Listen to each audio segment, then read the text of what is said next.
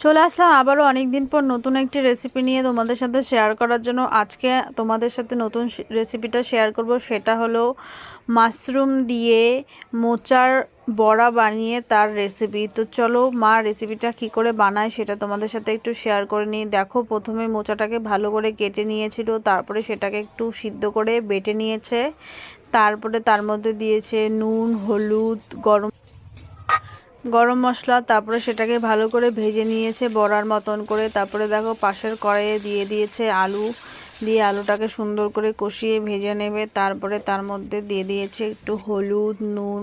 তো দেখো তারপরে বড়াগুলোকে ভেজা হয়ে গেছে, তো ভাজাটা নামিয়ে নিল। এখন মাশরুমগুলোকে সুন্দর করে হালকা করে ভেজে নেবে, বেশি করে ভাজা যাবে না, হালকা করে ভেজে নিল। তারপরে দেখো এখানে সব রকমের মশলা বেটে রেখেছিল, সেই মশলাগুলো মা দিয়ে দিল, দিয়ে কষিয়ে নিল।